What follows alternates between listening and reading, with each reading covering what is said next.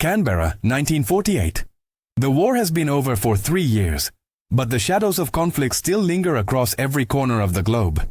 And in the heart of Australia's quiet capital, inside an ornate building flying the hammer and sickle, something absolutely unthinkable is happening. Every single month, 1,500 classified documents, blueprints of weapons, names of undercover operatives, transcripts of top-secret Commonwealth negotiations are being packaged, sealed, and shipped straight to Moscow. 1,500 pieces of intelligence that could reshape the balance of power in the post-war world. And nobody, absolutely nobody in the Western intelligence community has any idea it's happening. Until one man, dismissed as nothing more than a janitor with a mop and a bucket, stumbles into the discovery that will shake the entire Commonwealth to its core and expose a betrayal so close to home, it will make your blood run cold. Before we dive into this absolutely insane true story of espionage, courage, and impossible choices, do me a quick favor. Drop a comment below and let me know where in the world you're watching from. I love seeing our global community come together for these hidden chapters of history. Alright, let's get into it. Now, to understand just how monumental this story truly is, you need to grasp what was at stake in 1948. The world had just emerged from the most devastating war in human history, the alliance between the Soviet Union and the Western powers, Britain, America, Australia, the Commonwealth, had already fractured. Winston Churchill had given his famous Iron Curtain speech just 2 years prior. The Cold War wasn't just beginning, it was igniting like a powder keg. Every piece of intelligence, every secret, every name on a list could mean the difference between security and catastrophe, between peace and another global conflict. And Australia, despite its geographic isolation, sat at a uniquely strategic position. It was the eyes and ears of the Commonwealth in the Pacific. It hosted joint military operations, coordinated with British MI6 and American CIA, and maintained some of the most sensitive communication networks in the Southern Hemisphere. If the Soviets had access to Australian intelligence, they had access to everything, to everyone. And that's exactly what was happening, right under the noses of the newly formed Australian Security Intelligence Organisation, ASIO. This is a story about one man who refused to be underestimated. One man whose quiet brilliance and unshakable integrity would expose not just enemy spies, but the most painful betrayal imaginable. This is a story unlike anything you've ever heard. His name was Jack Holloway, though almost nobody at ASIO headquarters called him by name. To most of the senior officers, the intelligence analysts with their Oxford accents and their condescending smirks, he was just the kid. 26 years old, fresh-faced, with calloused hands, and an accent that betrayed his working-class roots in the Sydney suburbs. He didn't fit the profile of a typical intelligence officer. He hadn't gone to the elite private schools, hadn't been groomed in the gentlemen's clubs where spycraft was taught over whiskey and cigars. Jack Holloway had learned his skills the hard way. During the war, he'd served in the Signals Corps, intercepting and decoding Japanese communications in the sweltering jungles of New Guinea. He had a gift, something his commanding officers had noted with a mixture of admiration and unease, a photographic memory and an almost supernatural ability to recognize patterns in chaos. He could glance at a coded message and within minutes, sometimes seconds, see the structure beneath the noise. He spoke fluent Russian, German, and passable Japanese, languages he'd taught himself by candlelight in military barracks, driven by an insatiable hunger to understand the world beyond his small beginnings. When ASIO was formed in 1949, well, technically it started operations in 48 under a different mandate. Jack was one of the first recruits, but his lack of pedigree made him an outsider. The senior officers, many of them former British intelligence, looked down on him. They gave him the assignments nobody else wanted: surveillance on low-level targets, paperwork, grunt work, and then in August of 1948, they gave him the assignment that would change everything. The Soviet embassy in Canberra needed a new janitor. The previous one had quit abruptly. Rumor was he'd gotten spooked by something he'd seen, though officially it was listed as personal reasons. ASIO needed someone inside, someone invisible, someone the Soviets would never suspect. The senior officers looked at Jack Holloway with his rough hands and his unremarkable face and they thought, perfect, he's nobody, he'll blend right in. They had no idea what they were unleashing. Jack's first day at the Soviet embassy was a masterclass in controlled observation. He arrived at dawn, exactly as instructed, wearing stained overalls and carrying a battered lunch pail. The embassy itself was an imposing structure on the outskirts of Canberra, surrounded by manicured gardens and high iron gates. Soviet flags snapped in the morning wind, Armed guards watched from the entrance, their faces hard and expressionless. Jack shuffled in with the other maintenance workers, plumbers, groundskeepers, deliverymen, all local Australians hired to handle the menial labor the hour. Soviet staff wouldn't deign to perform themselves. The head of security, a bull-necked man named Sergei, looked Jack up and down with barely concealed contempt. "You speak Russian?" Sergei asked in heavily accented English. Jack shook his head, playing dumb, letting his mouth hang open slightly, the picture of a simple laborer. "Good," Sergei grunted. "You clean. You don't look. You don't listen. You don't touch anything that isn't dirt. Understand?" Jack nodded enthusiastically, like a dog, eager to please.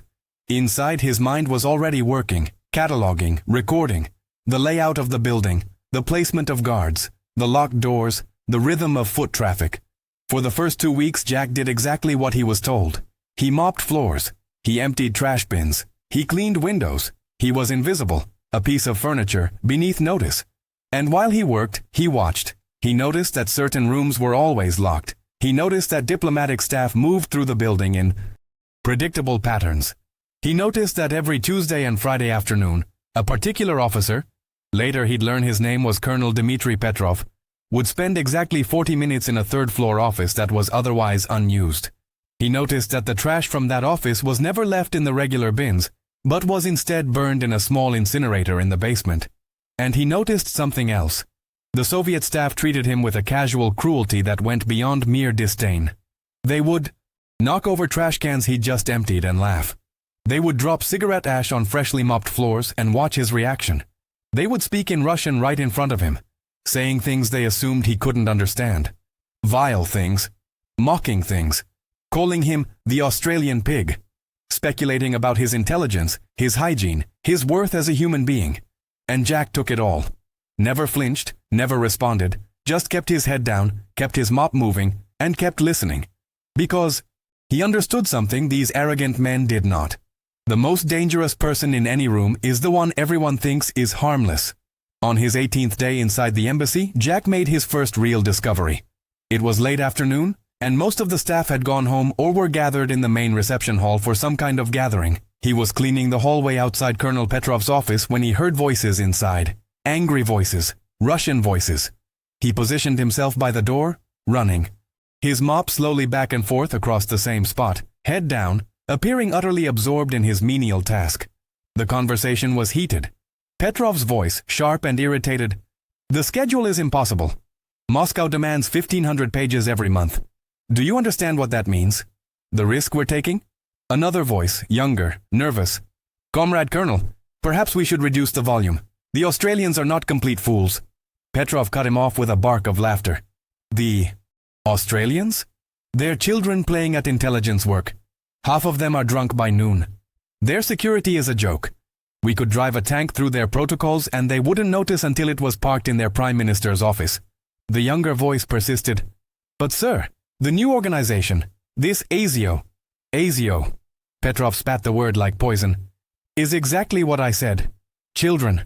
Do you know who they sent to infiltrate us? A janitor. A simpleton who can barely speak his own language. Let alone ours. No, Mikhail, we are perfectly safe. Continue the schedule. Moscow gets its 1,500 pages." Jack's hands tightened on the mop handle. 1,500 pages. Every month. The scale of it was staggering. But he kept his face blank, his movements mechanical even as his mind raced with the implications. When the voices inside finally quieted and footsteps approached the door, Jack was already 10 feet down the hallway, working on a completely different section of floor. The picture of an oblivious laborer who'd heard absolutely nothing. Colonel Petrov emerged, straightening his uniform, followed by a younger officer with sweat on his pale forehead. Petrov's eyes swept over Jack with the same regard one might give a cockroach, acknowledging its existence, finding it distasteful, but ultimately beneath concern. "You," Petrov barked in English, "this floor is disgusting. Clean it properly." Jack bobbed his head. "Yes, sir. Sorry, sir. Right away, sir." Petrov snorted with derision and walked away, his boots clicking authoritatively down the marble hallway. The younger officer, Mikhail, lingered for a moment, his eyes on Jack with something that might have been curiosity or might have been suspicion. But then he too turned and left, and Jack was alone again with the most dangerous secret in the southern hemisphere. That night, Jack reported directly to Director Charles Spencer, the head of ASIO operations. Spencer was everything Jack was not. Upper class, British-educated, a veteran of MI6 with an impressive war record and an even more impressive opinion of himself.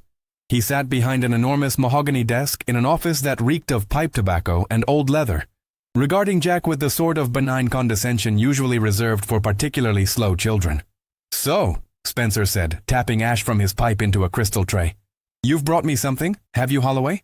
Jack stood at attention, still wearing his janitor's overalls, smelling of floor wax and sweat. He recounted exactly what he'd heard.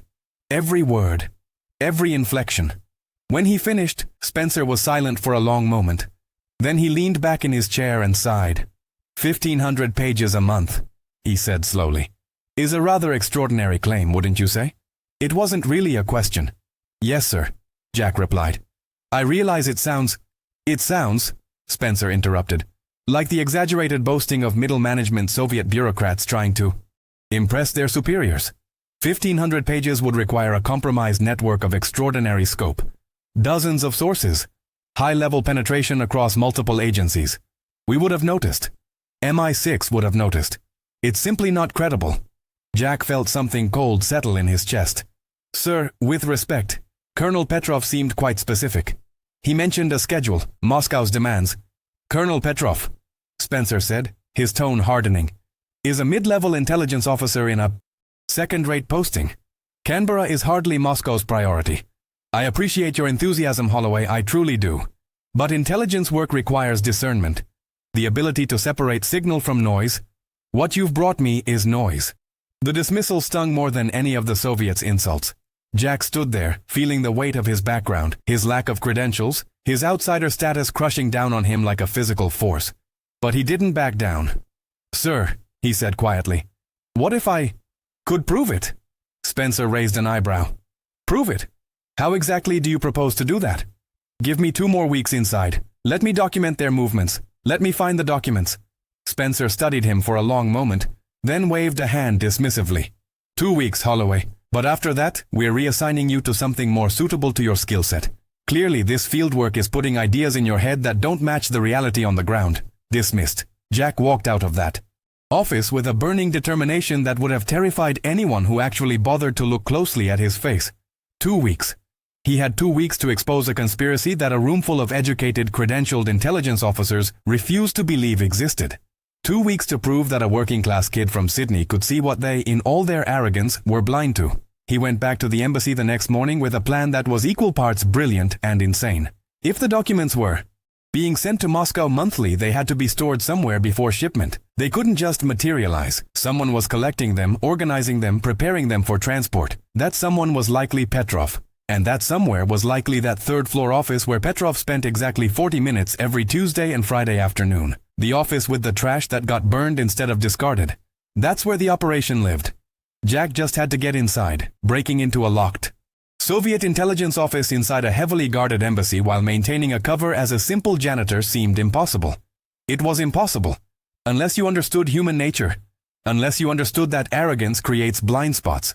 And unless you were willing to take risks that would make trained intelligence officers break out in cold sweats. Jack's opportunity came on a Friday afternoon during the regular diplomatic reception, a monthly gathering where Soviet staff mixed with selected Australian bureaucrats and foreign dignitaries, all performed under the thin pretense of cultural exchange, but really just an excuse for mutual intelligence gathering and posturing. The embassy would be crowded, attention would be divided, security would be focused on the guests, not on the janitor cleaning rooms far from the action. Jack waited until the reception was in full swing, the sound of classical music and polite laughter drifting up from the ground floor. Then he made his move. He'd spent the previous 2 weeks carefully studying the third-floor locks. They were Soviet-made, sturdy but not sophisticated by Western standards. Jack had tools, lockpicks disguised as innocuous maintenance implements, techniques he'd learned from a forger-turned-instructor during his military training. His hands were steady as he worked the lock, his ears tuned to every sound in the hallway. 30 seconds. The lock clicked, the door swung open. He was inside. The office was spartanly furnished. A desk, filing cabinets, a small safe built into the wall, and stacks, enormous stacks, of files, folders, and loose papers covering every available surface. Jack's photographic memory kicked into overdrive. He couldn't remove anything, couldn't leave any trace of intrusion. But he could see, he could remember. He moved through the room like a ghost, his eyes scanning, capturing, storing. Each file he opened revealed something worse than the last. Names of ASIO officers, details of joint Commonwealth operations, specifications for new military aircraft being developed in Australia, transcripts of private conversations between the Australian Prime Minister and British High Commissioners, communication protocols, safe house locations, and more. So much more. In 15 minutes, Jack saw enough classified intelligence to keep Soviet strategists busy for a year. But that wasn't the worst of it, because tucked inside a folder labeled in Cyrillic, Priority Sources Internal, was a list of codenames, Soviet intelligence assets operating inside Australian and British agencies. And one of those codenames, underlined in red pencil, was connected to a handwritten note in Russian that made Jack's blood turn to ice. Asset Cardinal. Extremely valuable. Direct access to ASIO directors' briefings. Maintain priority contact. Regular drops confirmed. Cardinal. Someone inside ASIO, someone with high-level access, was feeding the Soviets everything. And suddenly the scale of the ASIO operation made perfect sense. 1,500 documents a month wasn't boasting. It was exactly what you could accomplish when you had a traitor in the inner circle. Jack took one more precious second to scan the note, burning every detail into his memory. The handwriting, the spacing, the specific phrasing. And then he heard it. Footsteps in the hallway. Heavy. Purposeful. Coming directly toward the office. He had perhaps 10 seconds. The room had no other exit. The window was 3 stories up. With guards patrolling the grounds below, Jack made a decision that saved his life. Instead of trying to hide or flee, he grabbed a trash bin from beside the desk, positioned himself in the middle of the room, and began calmly emptying the contents into a larger garbage bag, as if this was exactly where he was supposed to be. Exactly what he was supposed to be doing. The door burst open. Colonel Petrov stood there, his face flushed with vodka and rage. The young officer Mikhail hovering behind him. For one frozen moment, the 3 men stared at each other. Petrov in his crisp uniform heavy with medals, Jack in his stained overalls, caught absolutely red-handed in a locked intelligence office. The silence stretched. Petrov's hand moved toward the pistol at his belt. And then Jack did something unexpected. Something that his instincts, honed in countless high-pressure situations during the war, told him was the only possible play. He smiled, a big, dopey, apologetic smile of a simpleton, who'd accidentally wandered somewhere he shouldn't be.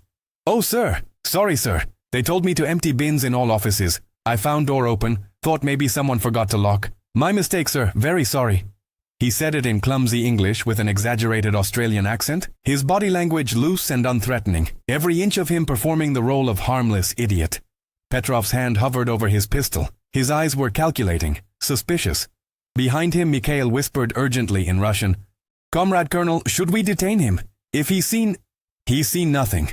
Petrov snapped back in Russian, his eyes never leaving Jack's face. "Look at him. He can barely tie his own shoes." Then, in English, his voice dripping with contempt. "Door was not open. You picked the lock, didn't you? Trying to steal something you think might be valuable?" Jack's face crumpled into exaggerated hurt and confusion. "No, sir. No, sir. Door was open, I promise. I never steal. I just clean. Please, sir, I need this job. My mum is sick, "Shut up," Petrov said coldly. He stepped into the room, crowding into Jack's personal space, using his physical presence as a weapon. "You know what we do to spies in the Soviet Union?" Jack's eyes went wide with fear. Real fear. Because regardless of his training, he was still one wrong word away from a bullet or a diplomatic incident that would end his career and possibly his life. "I'm not a spy, sir. I'm just a cleaner, please." Petrov studied him for a long, terrible moment. Then he backhanded Jack across the face. Hard. The blow snapped Jack's head to the side, split his lip, sent stars exploding across his vision. "That," Petrov said softly, "is for being where you don't belong. Now get out of this office. And if I ever see you near this floor again, I'll have you arrested for espionage and thrown into a cell so dark you'll forget what sunlight looks like. Do you understand me?" Jack nodded frantically, grabbing his trash bag and stumbling toward the door, playing the terrified fool perfectly. As he passed Mikhail, the younger officer grabbed his arm, not roughly but firmly. "Wait," Mikhail said. He searched Jack's face, His eyes narrowed. You really don't speak Russian? Jack stared at him blankly. What's Russian, sir? Mikhail held his gaze a moment longer, then released him with something like pity in his expression. Go. And be more careful. Next time Comrade Colonel might not be so generous. Jack fled down the hallway, his heart hammering, his mind already organizing everything he'd seen into a report that would blow ASIO apart at its foundations. 3 hours later, Jack was back in Director Spencer's office. But this time he wasn't alone. He'd gone over Spencer's head, a move that could have ended his career, but he was past caring about protocol. He'd contacted Spencer's superior, Brigadier General Marcus Whitfield, the man who'd actually founded ASIO, and who had enough power and paranoia to listen when someone brought him evidence of a high-level Soviet intelligence operation. Whitfield was in his 60s, silver-haired and sharp-eyed, a veteran of 2 world wars, and a man who'd seen betrayal up close too many times to dismiss it lightly. He sat in Spencer's guest chair while Spencer stood by the window, his back rigid with barely controlled fury at having his authority undermined. Jack stood in the middle of the room, his lips still swollen from Petrov's backhand, and delivered his report with the precision of a military briefing. He described the office, the filing system, the specific documents he'd seen, the locations of Australian safe houses, the names of compromised operations, and finally he described the note about Cardinal, the Soviet asset with direct access to ASIO directors' briefings. When he finished, the silence in the room was absolute.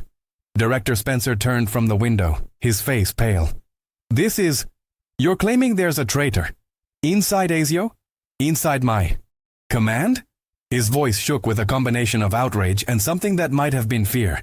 I'm not claiming anything, sir, Jack said quietly. I'm reporting what I saw. What you claim you saw, Spencer shot back. You broke protocol. You broke into a foreign embassy's secured office without authorization. You've created an international incident waiting to explode. And now you're throwing around accusations of treason based on a codename you supposedly glimpsed in a document you supposedly saw during an illegal operation? Whitfield held up a hand. Charles, enough. His voice was quiet but carried absolute authority. He turned to Jack. You're certain about the codename? Cardinal. Not Cardinal something, not Cardinals plural, but specifically Cardinal. Yes, sir, Jack said. Written in Cyrillic, underlined in red, with a note specifying direct access to directorial briefings. That, Whitfield said slowly, is extraordinarily specific. Too specific to fabricate. Convincingly, he looked at Spencer. Charles, how many people have direct access to your briefings? Spencer's jaw worked. Myself, my deputy directors, perhaps a dozen senior analysts, my personal secretary. It's a very restricted circle, Marcus. And yet, Whitfield said, his gaze like a laser, somehow the Soviets have been operating a massive intelligence gathering operation right under our noses. 1,500 documents a month. That's not a leak, Charles.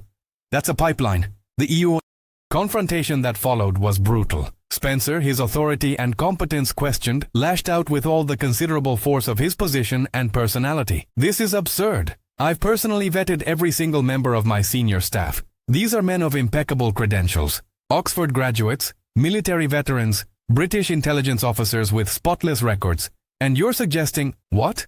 That I've been infiltrated? That I can't see what's happening in my own organization? Based on the word of a janitor who's been in the field for less than 3 weeks? Jack stood his ground, though every fiber of his working-class background screamed at him to defer, to apologize, to back down in the face of such overwhelming institutional authority. Sir, I'm not suggesting you're incompetent. I'm suggesting the Soviets are very, very good at what they do, and that they specifically target organizations that don't believe they can be penetrated. Pride is an asset to them. It makes us blind. Spencer's face went crimson. How dare you, you presumptuous little... He's right, Whitfield interrupted, his voice cutting through the anger like a blade through silk. Charles, sit down, please. The please was not a request. Spencer sat, though his hands trembled with rage. Whitfield leaned forward. I've seen this before. In London, in 42, we had a Soviet mole in SOE, right in the executive offices. Man had been with us for 15 years. Absolutely trusted, unimpeachable. Credentials. Public school, distinguished family, decorated service. And he'd been feeding Moscow everything since 39. We didn't catch him until after the war, and by then the damage was catastrophic. Do you know how we finally identified him? Spencer said nothing. Pattern recognition. Whitfield continued. A young analyst noticed that certain operations went wrong in statistically impossible ways. Not all operations, just specific ones. Operations that were briefed to a very particular